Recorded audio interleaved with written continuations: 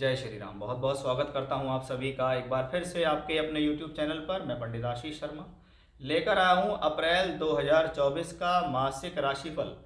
कैसा रहेगा ये महीना आपकी राशि के लिए, यानी हमारा ये वीडियो चंद्र राशि पर आधारित है। हम राशि से ग्रहों की स्थिति और ग्रहों की युति को देखेंगे, कौन सा ग्रह कब परिवर्तन कर रहा है और उसका आपके जीवन पर, आपकी शिक्षा, आपका विवाह, वैवाहिक संबंध, नौकरी, व्यापार, इन सब पर क्या प्रभाव पड़ेगा, वो सब मैं आपको इस वीडियो में विस्तार से बताऊंगा। इसलिए अंत तक बने रहिएगा।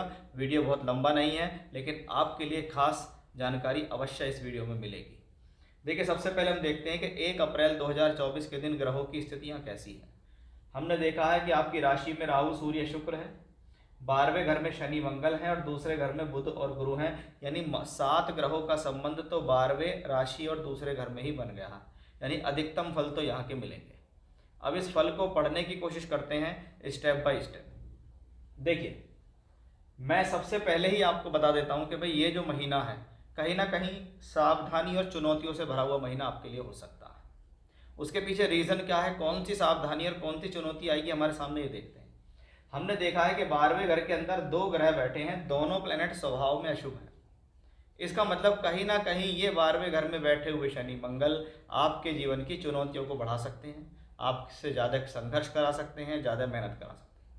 खर्च के स्थिति को, यानी आपके जीवन में जो पैसे की स्थिति है उसको थोड़ा उठापटक होने की स्थितियां यहाँ बनती हैं। खर्च का संतुलित ना रहना, यानी अत्यधिक आपके ऊपर किसी प्रकार का बर्डन आ जाना या कोई अकस्मात खर्चा आ जाना। वो खर्च कैसा संभव है, देखिए, दूसरे घर का मालिक मंगल 12वें घर में बैठता है, तो पारिवारिक जिम्मेदारियों को निभाने के लिए इस महीने खर्च की स्थिति बढ़ती दिखाई देती है।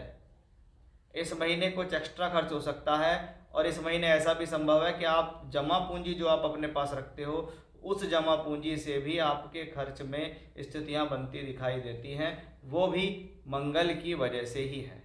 दूसरा, मंगल जब 12वें घर में आए तो आप इस दौरान कहाँ मेहनत करते हैं, कहाँ एनर्जी लगाते हैं, उस पर थोड़ा ध्यान दें। व्यर्थ की एनर्जी ना लगाएं, व्यर्थ में क्रोध ना करें, जल्दबाजी ना करें। किसी भी काम को लेकर आपको फटाफट काम नहीं करना, जल्दबाजी नहीं करनी है, धैर्य रखना है।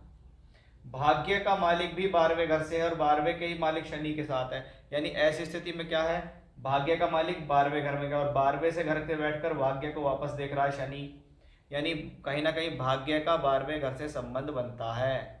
यानी भाग्य बनाने के लिए यात्रा करो, भाग्य बनाने के लिए यहीं मत बैठे रहो, बाहर से जुड़कर काम करना शुरू करो, तभी आपके लिए कुछ होगा। अपॉर्चुनिटी बाहर से खोजो, एक ही जगह बैठकर काम नहीं चलेगा।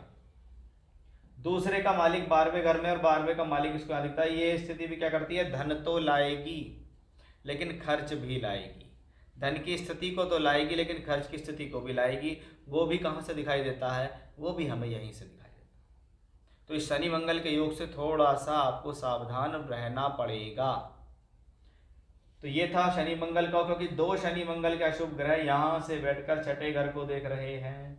छठा घर किस चीज़ के लिए होता है, रोग, ऋण, शत्रु का। हेल्थ का ध्यान रखिए, रोग ना हो जाए, किसी से लड़ाई ना हो जाए, कोई एक्सीडेंट ना हो जाए, वाहन चलाने में प्रॉब्लम ना हो जाए, किसी से बिना वजह आर्गूमेंट ना हो जाए जिससे आपके जीवन में बन जाए किसी प्रकार का कोई क्लैशेस, कोई झगड़ा, कोई कोर्ट कचहरी, ऐसा नहीं होना चाहिए।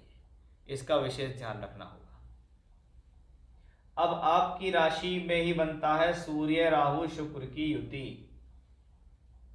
अब सूर्य आपके लिए छठे घर के मालिक, राहु केतु वृक्ष पे हैं, तो ये कॉम्बिनेशन क्या करता है, हेल्थ इश्यूज देने वाला बन सकता है। अभी भी मैंने बात की थी कि शनि मंगल छठे घर को देखते हैं, तो छठे का मालिक यहाँ बैठ गया, तो सूर्य राहु की युति रोग, ऋण, शत्रु को एक्टिवेट करने वाली हो सकती है। सूर्य राहु की ये युति आपके जीवन में स्ट्रगल को बनाने वाली हो सकती है। अब यही छठे घर का मालिक उच्च का होकर धन भाव में जाएगा। शास्त्र कहता है जब जब खराब घरों के मालिक बली होकर अच्छे घरों में बैठते हैं तो उस भाव का नुकसान करते हैं।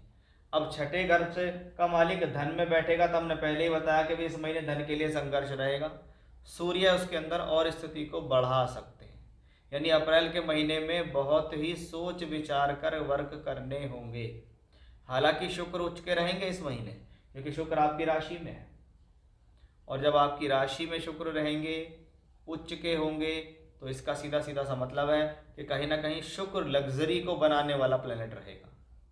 शुक्र किसी ना किसी रूप से आपके जीवन में ऐसा प्लेनेट रहेगा जिसको कहेंगे भी ये साधन बना सकता है, क्योंकि वो शुभ ग्रह है, उच्च का है, तो आपको सेव करने की कोशिश करेगा। इस बात का विशेष ध्यान आपको यहां रखना होगा।